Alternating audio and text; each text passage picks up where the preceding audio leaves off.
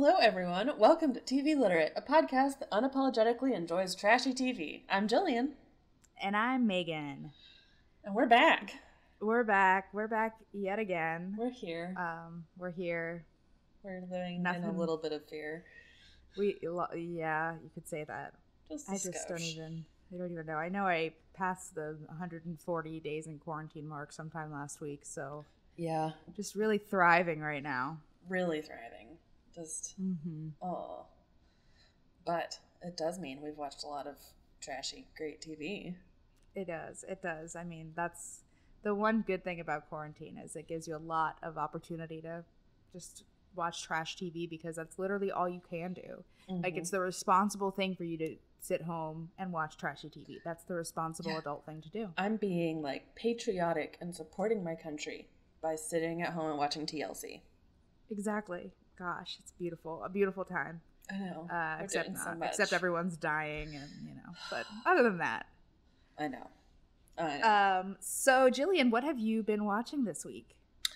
So, I've been watching a lot because we finished Star Trek Enterprise and we've been trying to get into Discovery, but it's a little too J.J. Abrams-y and it's just all, galactic war, which I'm not huge on. I like luxury, fully automated gay space communism. I mean, obviously. That's all I really want. But so the first thing I watched this week was Skin Decision, which I don't know if you saw that on Netflix, but it's basically one of those intense British medical shows, and I thought it was going to be real iffy because it's a dermatologist and a plastic surgeon, and they do this show, and I thought it was going to be oh, I've got a little bit of fat. Everything's terrible. But, the first one was oh, we're reconstructing this girl's face because her boyfriend set her face on fire. Oh, they're serious. Okay. Yeah. And so, one of them was a little meh, but, mostly really good, uplifting, life-affirming.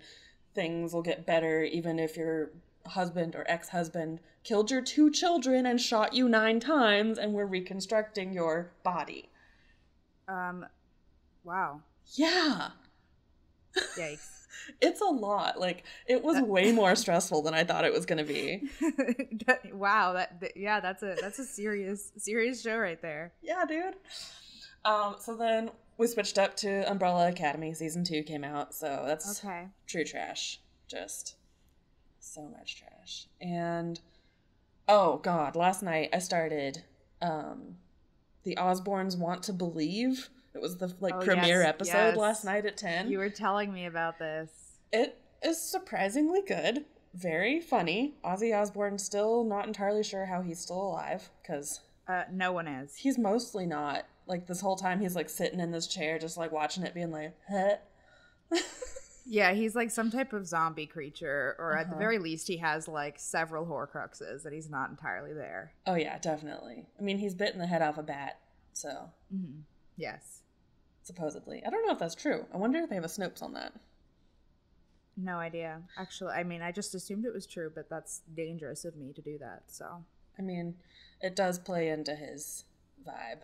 But For sure. It was super cute. Lots of the videos I'd seen before, but it's their son, Jack Osbourne, who's the host of the show, showing them all these things. And it's literally just sitting on the couch with mom and dad watching alien videos. It's ridiculous. Okay, I think I'm gonna have to watch that because way back when the Osbournes was on MTV, I loved it. I ate that shit up.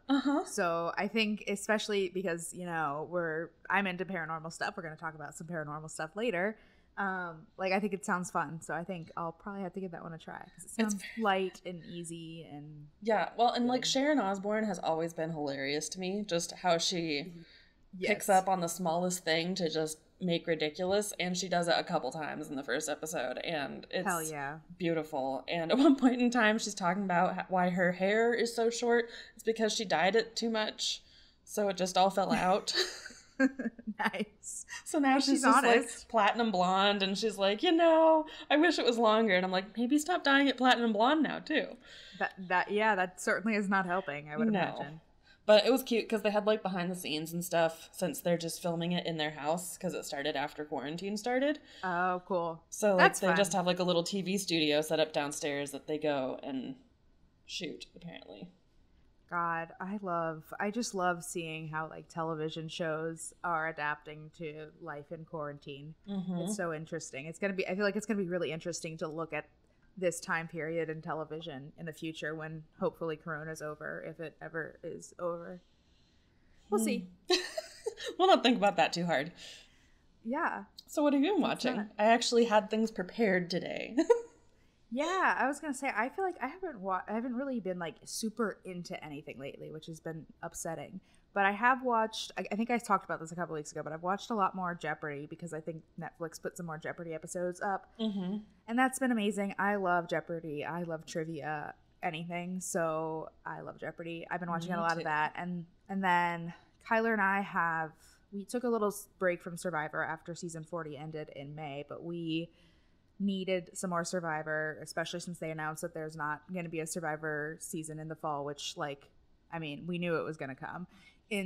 During the reunion, I guess, for the final season, they were in quarantine, and Jeff was like, we're determined to have a season 41 in the fall. And I was like, oh, Jeff, honey. So, yeah, that's not happening. Did you watch the Jeopardy the other day that was on TV, and it was the Jeff Probst episode?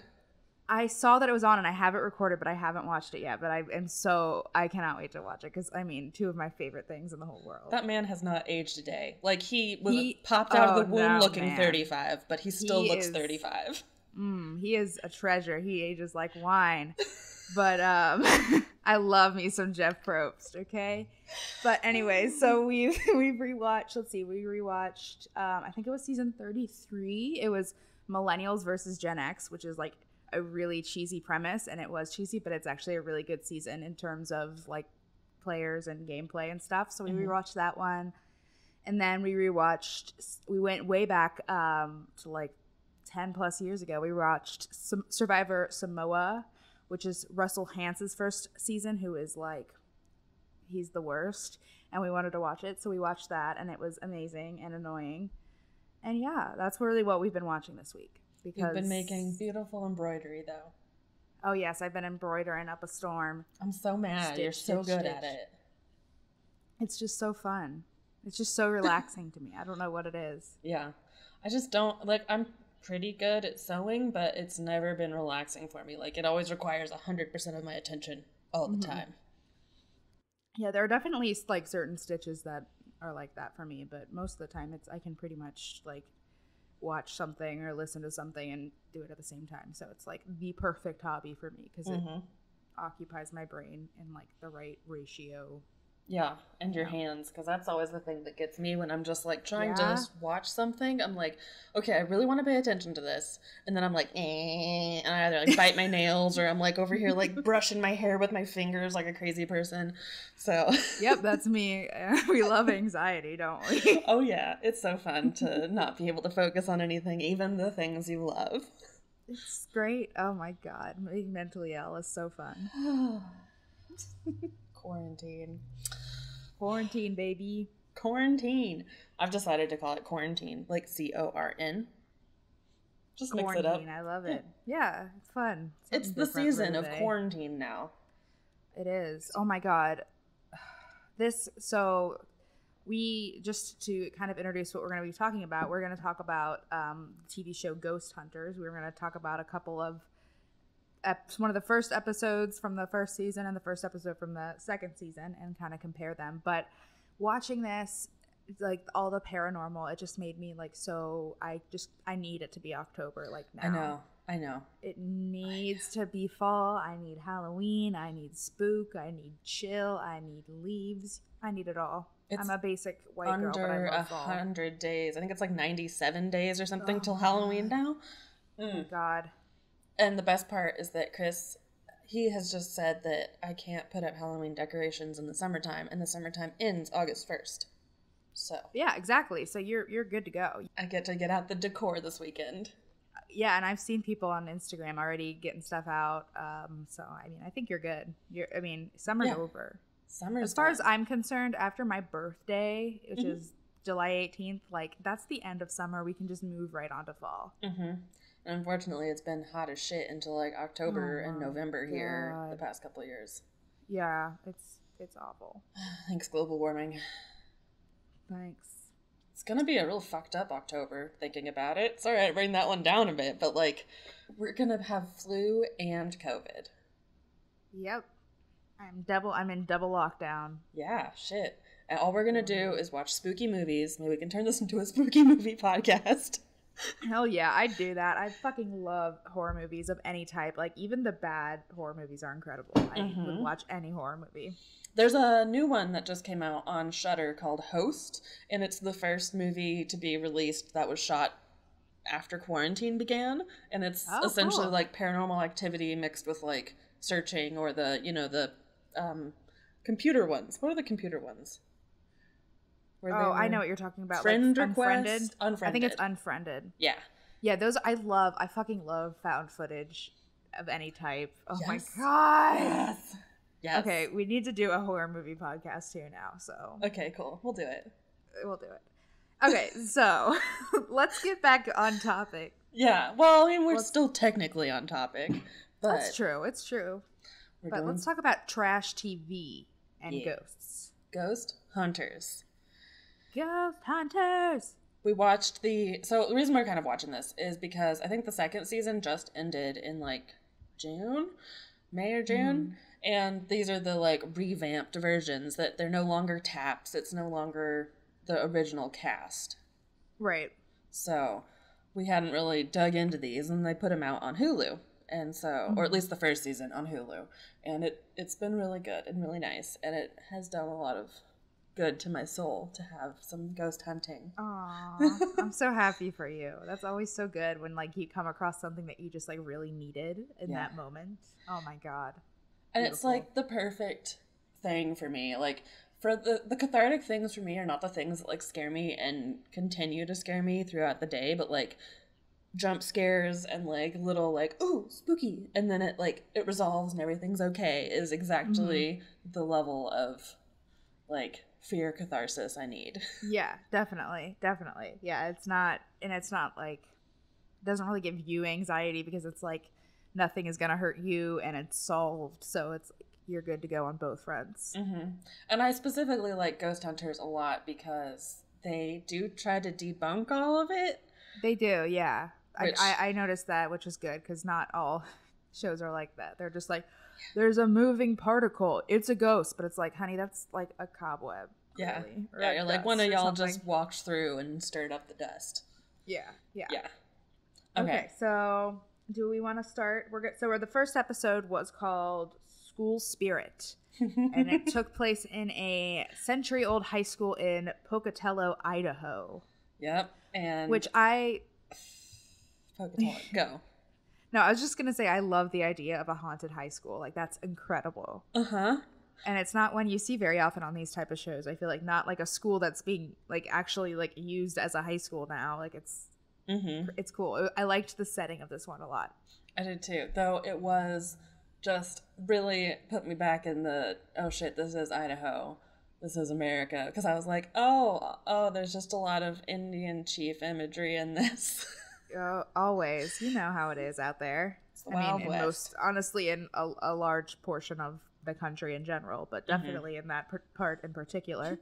Yeah, I was like, oh god, this is scary. Oh, right, okay. Ghosts, too. Yeah, right.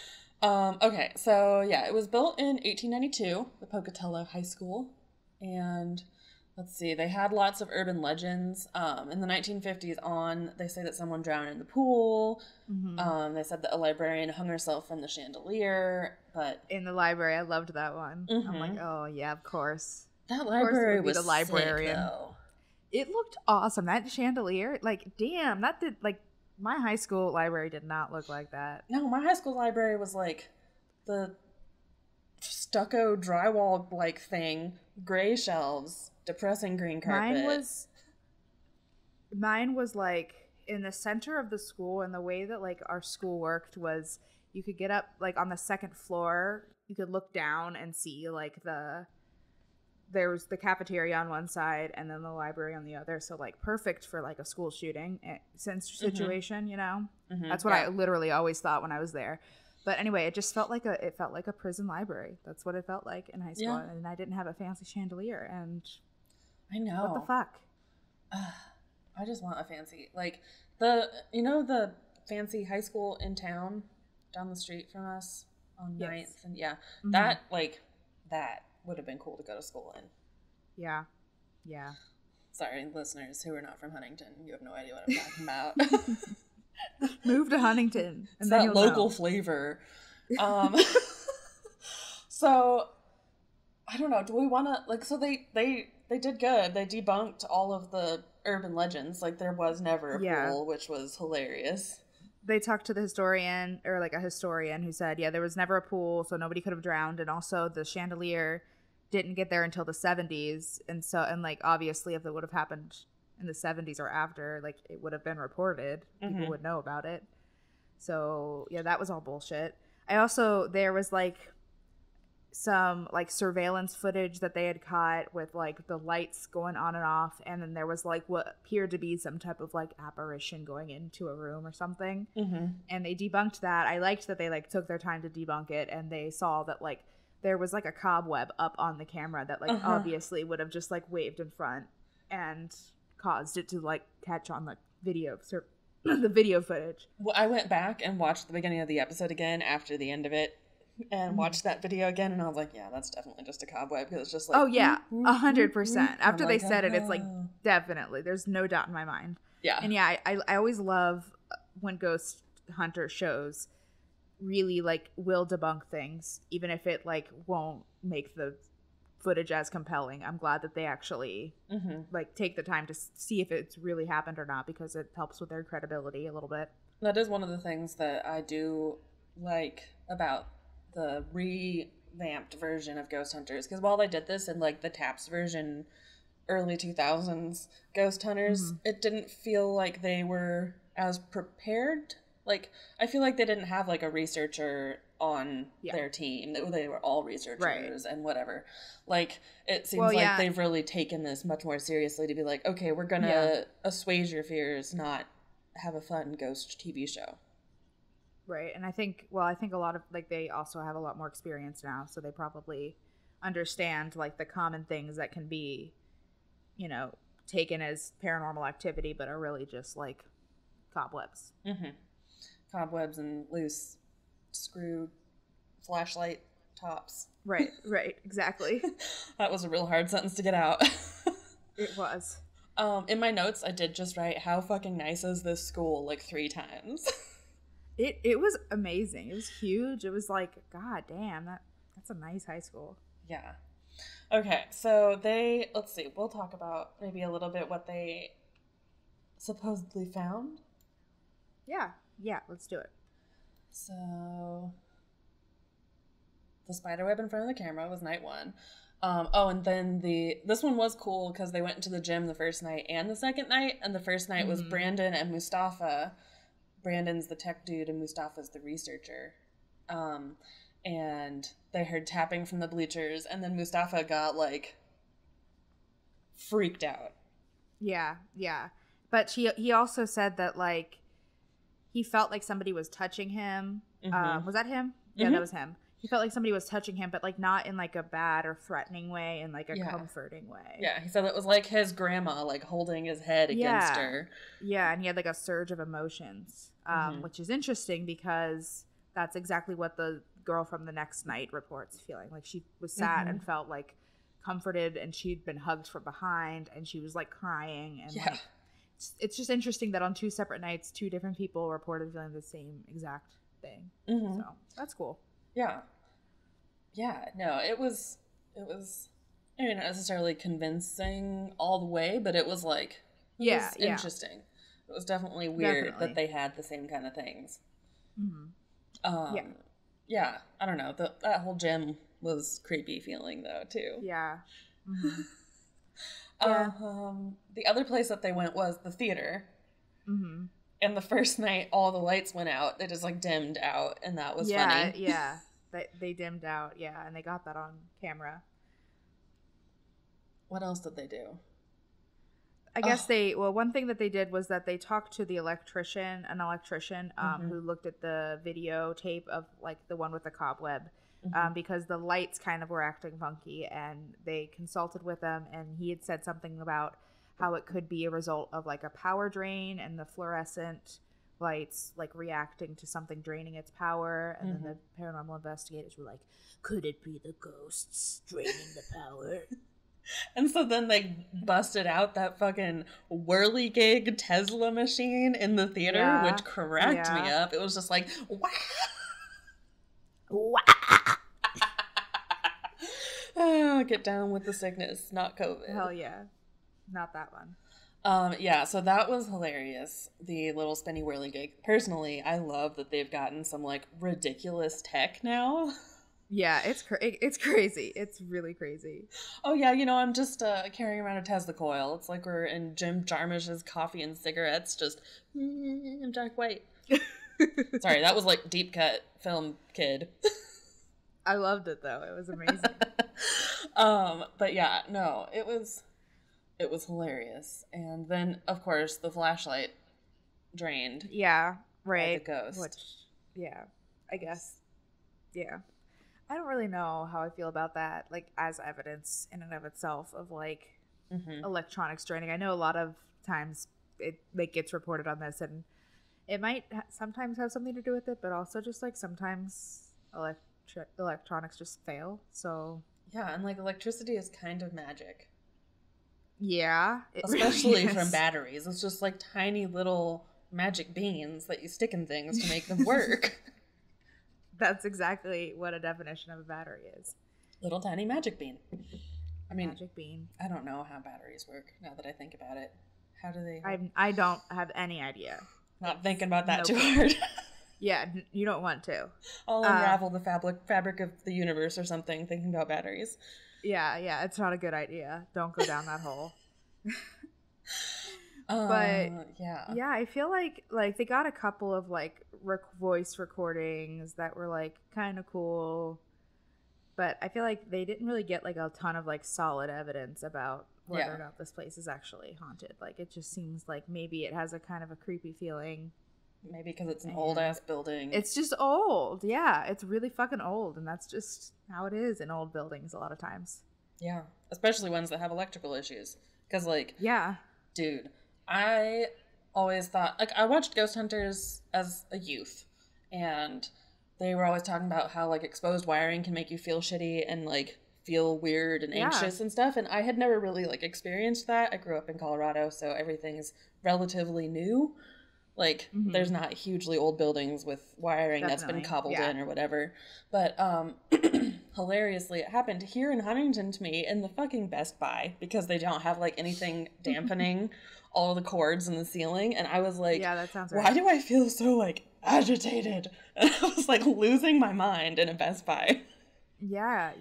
No, that is true for sure. So, I mean, I'm not really convinced that this place is haunted, but it was cool. And the school itself was really cool. And like I said, the idea of a haunted high school is like, it's amazing. And I liked that they like featured the historian who had been there and like who had worked at the school. Like it was cool. It was cool. God, I would love like a YA novel about a haunted high school. I feel like, but like a scary one, not like for you need a upper YA, grade, like a Goosebumps. Yeah, like scary, like genuine horror for teenagers.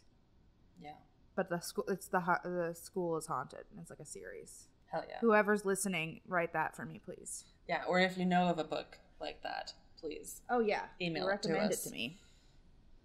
Yeah, no. So the thing that I always have problems with in ghost shows is that they say that like electrical stuff will like video cameras and recorders will always get the ghost sounds, but like we're watching them through a camera and we don't hear the ghost sounds. Yeah, I don't quite understand how all that works either. Like, how is it picked up on some things and not others? And like, I don't get it. And I guess that kind of leads me into the next episode that we watched, Terror Town Part 1. was when they were in the Elks Lodge on that one. I think I heard the ghost on the main camera. Oh my god. Like, I heard it when she said, like, oh, what was that? Like, when the dude, like, there was a man's voice that was like, little girl here or something. And I was like, I heard that on the camera. Yeah, I feel like every now and then there will be a time when like you hear maybe not like clearly what it is, but you hear like a whisper of something at the time when it's supposed to be. But yeah, most of the time it's just like, and at this moment we heard somebody say Gabagool or something, you know. I think that was the most Kyler thing you've ever said. God damn it, it is. Kyler loves the word Gabagool. It's a great word. It is good. But so yeah, episode 1 of season 2 was the next thing we did, and I did watch part 2 because I had to know. I did both too. Okay, cool. So it was called Terror Town, and it was about Clifton, Arizona, which is an old ass mining town that was the wildest town in the territory since 1873, and basically it was just copper mines, Wild West, shootouts, murders, etc. Yeah. It was just like tragedy upon tragedy upon tragedy, basically. Yeah, floods, everything. Yeah, lots of natural disasters. They said that at one point there were 3 murders a week in this town, which that's fucking crazy. Yeah, that's a lot for like not a population of 300 million. Exactly, like so many. Yeah. So yeah, it's basically like it's just like a cursed town. Basically, it seems like, and everyone like. It was interesting. They had like I don't even know, like a meeting with a bunch of people who lived there. And they had like the town hall ghost meeting. Yeah, it was awesome. It was like, how many people here have experienced paranormal activity? And of course, everybody raises their fucking hands. And then except for the one lady in the front. She's like, oh, you know, there had to be a Karen there. Yeah. I was half expecting Lorelai Gilmore to pop up and be like... It did seem very like Gilmore Girls-ish there. Yeah. Luke's diner is haunted. Yeah, I was gonna say maybe Clifton is the Stars Hollow of Arizona. That's what they should put on their sign.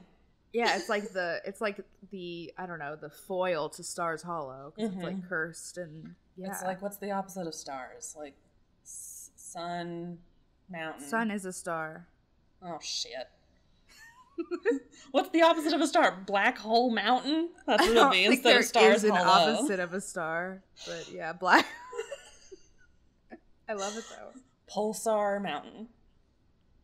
Perfect. Yeah. But yeah, anyway, it's cursed, is what we're trying to say. Yeah, it's like a ghost town, but people still live in it, and so everyone has crazy experiences, black masses coming by them, hearing screaming down by the river. Like, I feel like the screaming down by the river, maybe you should have gone to check that one out. Yeah, they were like, yeah, I heard like kids screaming, and it's like, at least call the cops or call somebody or something. Like, yeah, like just knock on your neighbor's door and be like, hey, did you fucking hear that? Let's get a couple guys together and see if we need to pull anybody from the river. Please double check, yes. Because he was like, yeah, it was the scariest moment of my life. And I'm like, yeah, well, if those were real people, it was probably pretty fucking scary for them, too. Mm-hmm. Now they're floating down the San Francisco River. Oh, God. Yeah. Anyways, so they went and looked at lots of different places. They went to the biggest hot spots in town. So that was the Elks Lodge, the boarding house, and Clifton Hotel. And I feel like in the second episode they did that building across the street from the Clifton Hotel, but I can't remember what it's called now. My brain wants to say Glitter Manor, but that's what it's called, the Glitter Manor. No, I don't have it in my thing either. I don't know. Well, anyways. They go somewhere else. Yeah, they did another building across the street too. But yeah, no, so the Elks Lodge was super cool for me because I definitely heard a little whisper on the camera and I was like, yeah, that was cool. I believe in ghosts now. And I feel like it was pretty clear too. Like when they like enhanced it, it sounded like a clear voice and not just like rustling or like a whisper. Yeah, like I definitely thought that it was someone like behind the camera whispering. And if they say it wasn't, then maybe it wasn't. Maybe it wasn't. But maybe. You never know. I did like that at some point in time right after this, they were like showing just like a stationary shot with a voiceover, and it was just "It Lives" written on the side of something. I was just like, hell yeah. Yeah, it was good. It was good. Yeah, they had like, I guess I think it was in this place, right? In one of the rooms, they had like that weird electron multiplication night anomaly thing, which I don't really know anything. Like, I don't know how much I buy of that because I just don't feel like I have enough knowledge about what that could possibly be to, figure out if that could be something explainable or not. I don't know. Yeah, but it was pretty convincing with all the things that they did, like with the match and with dust and stuff. Like, they were really trying to debunk it. So even if I don't really understand, like, the concept behind it, it was, I don't know, at least somewhat tested that it wasn't just dust and shit. Yeah, definitely. But yeah, also that was cool to see. That. I did like that they went down to the riverbank, and it just felt like... Did you watch the movie La Llorona?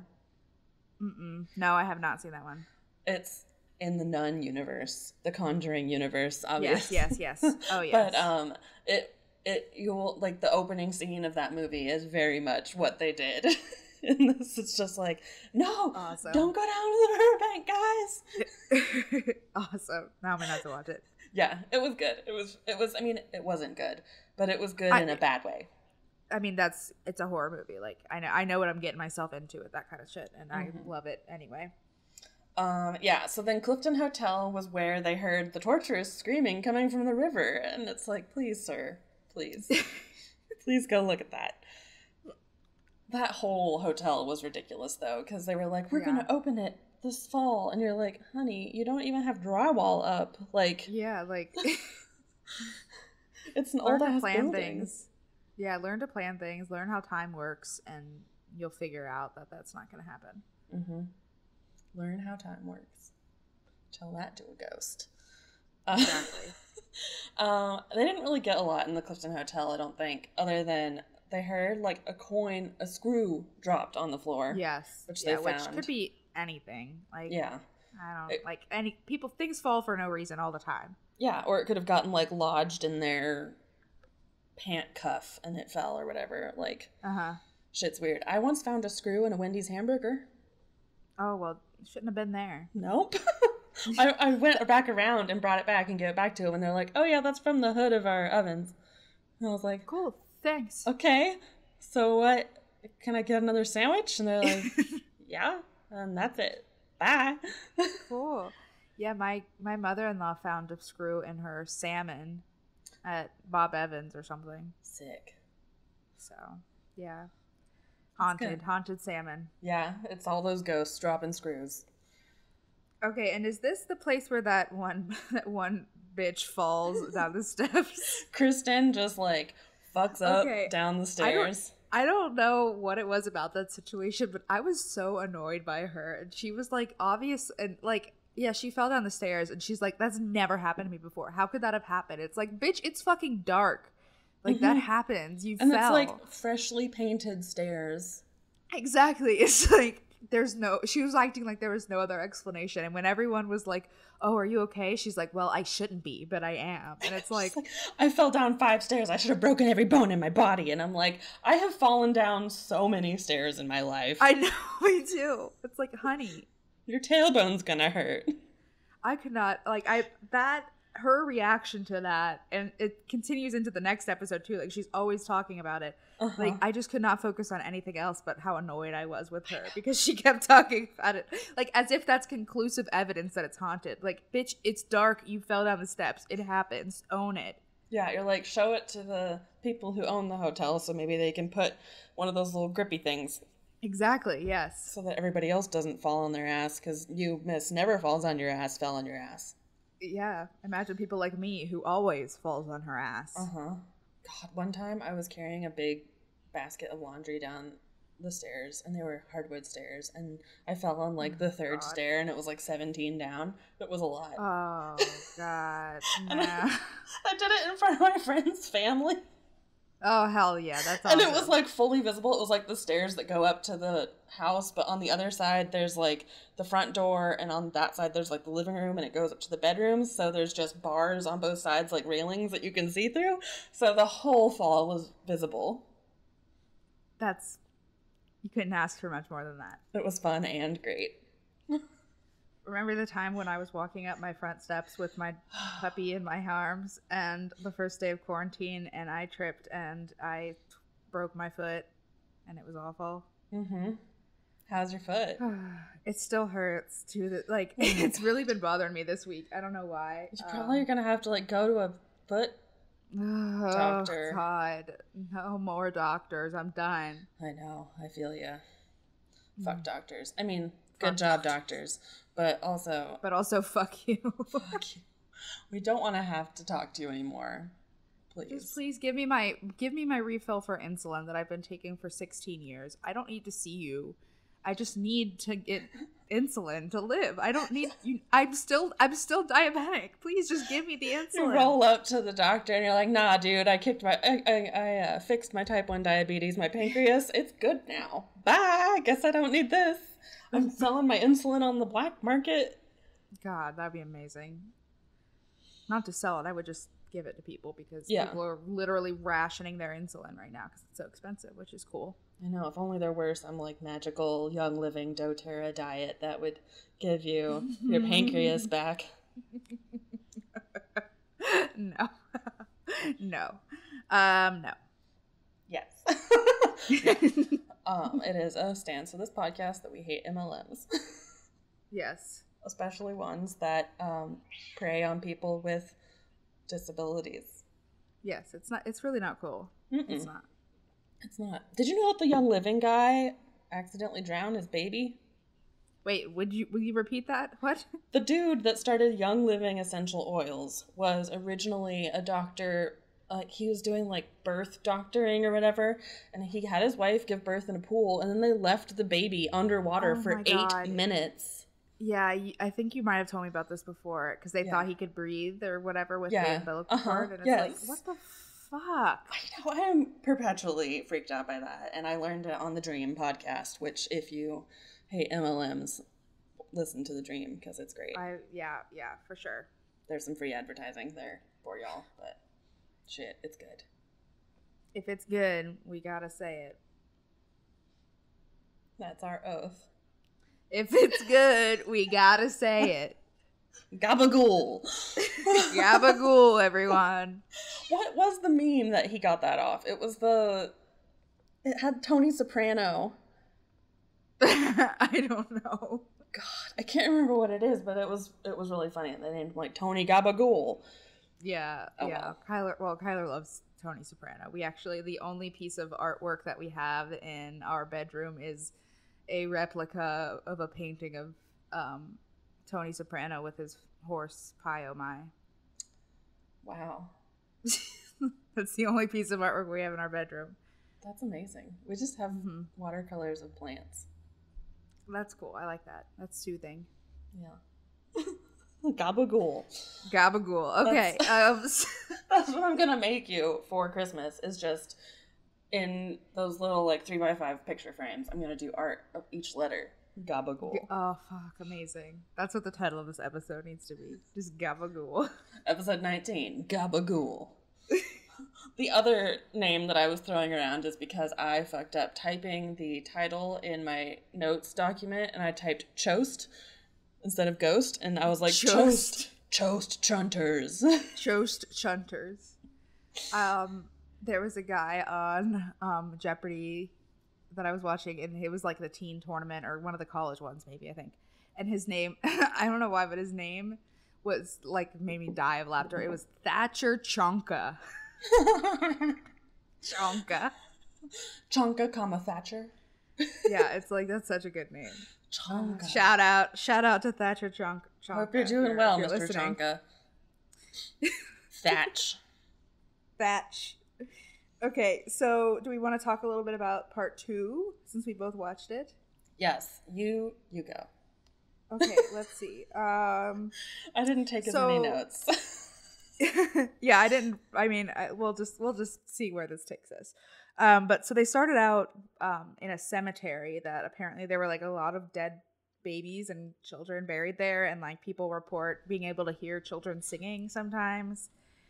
And so apparently they heard something. It was that same, what was her name? Kristen? Is that the girl who fell down the stairs? Yeah. It was her, and I was just at this point annoyed with her just because she lived, and she was like really annoying me. She was like, everything that she said and did felt so like everything was so like fake and forced with her. It just made it seem really hard for me to like believe anything that was happening. So like in this episode, I literally had to Google Kristen Lumen because I didn't think she was in the first episode, but she was. She's just like turned into an entirely different person by season 2. That's cool. That's promising. Yeah. Yeah, so I think she's... Yeah, actually, I have in my notes from the first episode that Kristen is a hypnotherapist, which that explains a lot to me. God, yeah, it does. It really, really makes sense. Jesus. But, okay, so one thing I want to ask, and they talked about this, I feel like they talked about this a lot in both episodes, but especially in this one. They talked about how, like, they were coming here to help these people, but, like, what the fuck are they gonna do? Like... I mean, I understand that it's like nice and validating to get like evidence that like your experiences are valid and that there could be something behind them, but like they kept going on and on about how they were there to help the people of the town, but it's like, what are you guys gonna do? Like it made sense in the first episode because they were just like, oh yeah, it's the fluorescent lights fucking up, and maybe if you have a ghost, it's a happy ghost, it's a nice ghost, everything else is just electrical. But in this one it was like, cool, so your town might be trying to kill you. We're going to get you a referral to the Ghostbusters. Like, yeah, it's like it's not like just because they know how to like capture evidence, like they don't know what to do to solve any haunting problems. It's not like they can actually help them get rid of these ghosts or whatever. I think they lean very heavily on Grant's super good, just so wise. Fear is just a lack of knowledge. He says that like 100 times per episode, and I'm like, but I'm scared of things I know about too. Yeah, no, I'm scared of being murdered. Is like, yeah, like I know that if I get bit by a black widow, it's gonna fuck me up. Yeah, it scares me. Like that scares me more because I know. Yeah, thank you. I mean, I guess So his whole thing is knowledge is power. So I guess that answers the question: is they'll no longer be scared to know that they're being haunted by murderous poltergeists because they know that they're being haunted by a murderous poltergeist, so they can rest easy now. It's just like they act like their job is so important and that they're like doing the Lord's work and helping these people, and it's like, I mean, it's cool and it's fun to watch, but like y'all are just like recording an empty room at night. Yeah like debunking stuff, sure. Having the cojones to go out there and be like, okay, this is a real spooky room, but that's it. You're not God's gift to man. You are just ghost hunters. Exactly. Well, and then this episode gets like really dramatic because I guess some of the investigators are driving and all of a sudden they get like a flat tire and they report that like they think they were struck by somebody. And there were a couple other times where they felt like people didn't want them there and were trying to get them out and trying to hurt them. So I don't really know about that. I think maybe they just like hit something in the road and got a flat tire. A deer and just wanted to make into the side of their car. Yeah, or like something. I don't know. You never like. I don't think it could have been. Who knows? But I think they were just like trying to make it more dramatic than it really was, which is fine. It's TV. Or it's like all of us where we are all in the car driving out to the haunted house getting all spooked. Oh yeah, definitely. And then you're just like, it's ghosts, and you're like, oh, it's a pothole. Like it's like every little thing is a sign that you shouldn't do it or whatever, because they even later on they were like, they sat down and like talked about who felt safe to keep doing the investigation and like somebody's wife didn't want them to do it, and it's like, what the fuck? Okay. Yeah. It did feel weird, though. Like, I think some of it may have been real people who didn't want them there. Like, they were saying, sure like, watch out for the guy wearing the red-billed hat. Like, maybe he was just, like, the town crazy. Yeah, or maybe he was just some dude who, like, his whole family was there, and he's like, get out, you're exploiting us. Which is fair. They're on the ghost side. They don't want them to be discovered. Yeah, they're the progenitors of the curse. Exactly. Hell yeah. Yeah, this second episode didn't give me a lot more, honestly. Like, the car crash took up a lot of my brain space on it. Yeah, it was more or less just like them talking about things that happened in the first episode and then getting a flat tire. Yeah. Yeah. So yeah, there wasn't a lot of like actual like footage from. Yeah, there wasn't a lot of content or whatever. Right. I don't know. I just like how like, oh, we'd never drive together. For the car crash, they're like, we never drive together. We were targeted. Yeah, it's like, you guys think you're a lot more important than you are, I think. Yeah. Yeah. Like, I can see someone being annoyed that you called a ghost town hall and throwing something at the side of your fucking car. But other than that, nah. Yeah, I don't think they're gonna, like, stalk and kill you. Like, I think that's a little much. Yeah, they had, like, a scene of them, of the ones who were brave enough to go back after that happened. And they had like all this security, and it was just like, guys, come on. It just made me cringe so much. It's like, oh my God, guys, you guys are ghost hunters. You're not the fucking Secret Service. Mm-hmm. It's perfect though, because they've always been cringe, and it's cringe in the best way of like, we're just gonna take this really seriously. Oh yeah, definitely. I mean, cringe is a good thing for the most part. I love as much cringe as I can get. So. I don't know. I think I'm 50-50 on cringe. Like, I like cringe like this, but there's some cringes that... Oh, yeah. There's a line. There's a line. When it gets, like, offensive cringy, like, that's not cool. Like, just, like, you look dumb and stupid cringy, I'm all for that.